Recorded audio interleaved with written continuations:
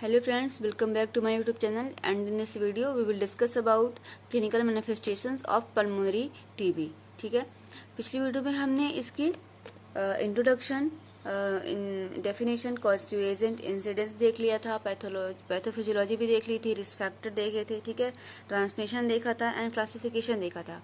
इस वीडियो में हम क्लिनिकल मैनिफेस्टेशन देखेंगे। इसमें क्या होता है, पेशेंट को लो ग्रेड फीवर रहती है, ठीक है, वेट लॉस होगा पेशेंट का, एनोरेक्सिया होगी यानी कि उसे भूख नहीं लगेगी, मलेज होगा, ठीक है, ये मसल्स में मलेज देखने को मिलेगा, फीवर विथ चिल्स, फीवर भी रहेगी पेशेंट को विथ चिल्स, ठीक है, प्रोडक्शन ऑफ कफ का प्रोडक्शन होगा बहुत ज़्यादा, ठीक है, स्पुटम का, irregular menstrual cycle in female, अगर फीमेल्स में टीबी हो रही है तो उनकी जो मेंस्ट्रुअल साइकिल है वो भी इरेगुलर हो जाती है, नाइट स्वेटिंग होगी पेशेंट को, हेमोप्टेसिस होगी। हेमोप्टेसिस मतलब क्या होता है, इसमें जो स्पुटम के साथ मतलब जो स्मॉल अमाउंट ऑफ ब्लड भी आने लगता है।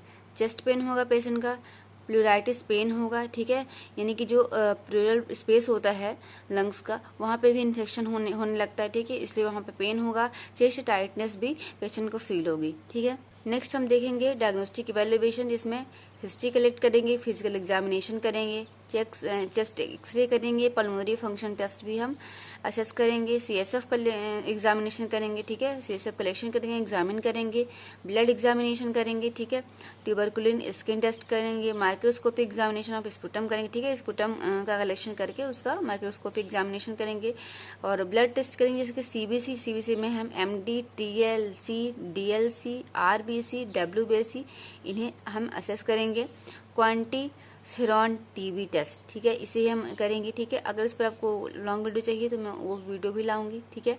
एलाइजा टेस्ट करेंगे जिसमें हम एंजाइम लिंक्ड इम्यूनोसॉर्बेंट ऐसे, यानी कि इतने हम डायग्नोस्टिक इवैल्यूएशन परफॉर्म कर सकते हैं। नेक्स्ट हम देखते हैं मैनेजमेंट में हमारा गोल क्या रहेगा, to treat infection, to prevent further complication, to relieve discomfort and to prevent transmission, ठीक है। मेडिकल मैनेजमेंट, इसमें हम फर्स्ट लाइन ड्रग देखेंगे, क्या हम फर्स्ट लाइन ड्रग प्रोवाइड करते हैं पेशेंट को, ठीक है। सबसे पहला है आइसोनियाजाइड, जिसमें हमें 5 mg पर kg बॉडी वेट की तरफ देना है और पर डे देना है, ठीक है, आइसोनियाजाइड। नेक्स्ट ड्रग है रिफाम्पिसिन, जिसे रिफाडिन भी कहा जाता है, जिसे 10 mg देते हैं, ठीक है।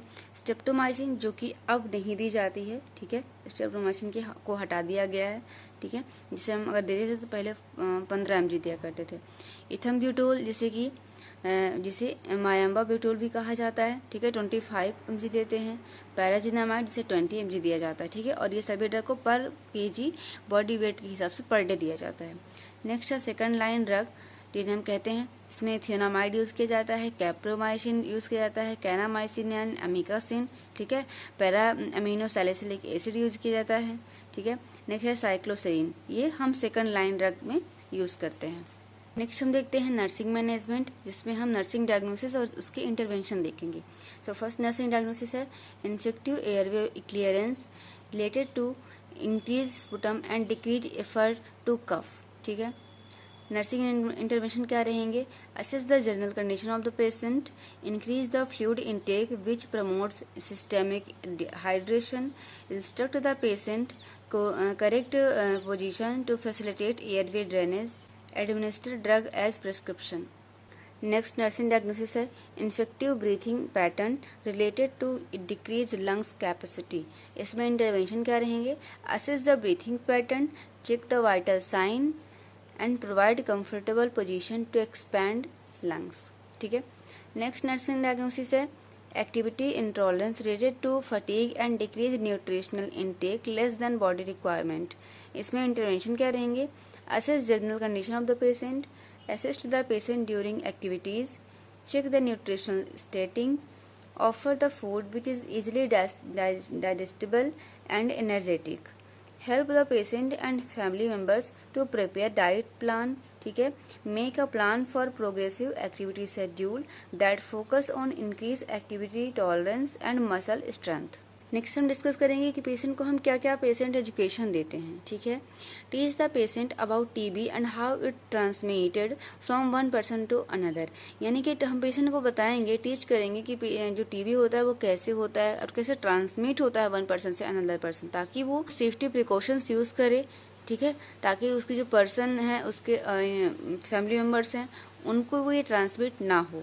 The patient is taught to sit upright in chair और बेड, ठीक है, पेशेंट को बताना है कि अपराइट पोजीशन में बैठना है किसी चेयर या बेड पे, ठीक है।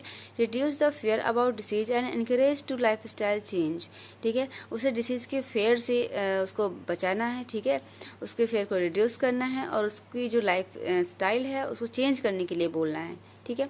Encourage the patient to ask question about anything related to disease, patient को हमें इनकरेज करना है कि जो अपने क्वेश्चंस हैं उसके पास, ठीक है, वो डिसीज से रिलेटेड क्वेश्चन पूछ सके और आप उसका जो भी एंजाइटी है, उससे फियर है, जो डिसीज है उससे रिलेटेड, और उसे आप रिड्यूस करें।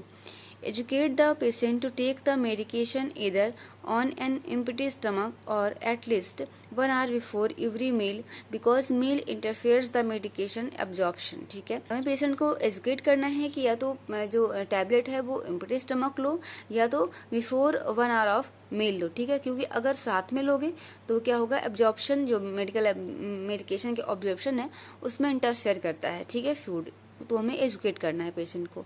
Educate and the patient and family members regarding the home based care, यानी कि होम बेस्ड केयर आप क्या क्या कर सकते हो किसी टीबी पेशेंट का, उसके फैमिली मेंबर्स को ये एजुकेट करना है, ठीक है।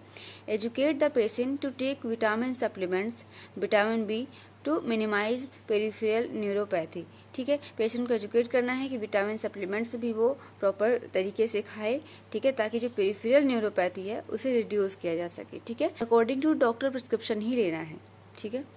नेक्स्ट हम देखते हैं prevention, immunization with bacillus Calmette Guerin vaccine to prevent tuberculosis, यानी कि जो BCG है वैक्सीन, ठीक है, इसे हमें सबको बोलना है इम्यूनाइजेशन करवाने के लिए, ठीक है। कॉम्प्लिकेशन क्या क्या हो सकते हैं, मलेरिया टीबी हो सकती है, प्लूरल इन्फेक्शन हो सकता है, इन्फ्यूजन हो सकता है, एंड लिम्फाइमा हो सकता है, निमोनिया हो सकता है, हेमोप्टेसिस हो सकता है, ठीक है, एक्सटेंसिव पल्मोनरी डिस्ट्रक्शन भी हो सकता है, ब्रोंकाइटिस हो सकता है, न्यूमोथोरेक्स हो सकता है, मैलिग्नेंसीज भी हो सकती हैं, ठीक है, कॉम्प्लिकेशन बढ़ता जाए तो, ठीक है, क्रोनिक पल्मोनरी एस्परजिलोसिस भी हो सकता है, ठीक है। तो फ्रेंड्स, टीबी हमारा कंप्लीट होता है। नेक्स्ट वीडियो में हम पल्मोनरी एम्बोलिज्म डिस्कस करेंगे। Thank you.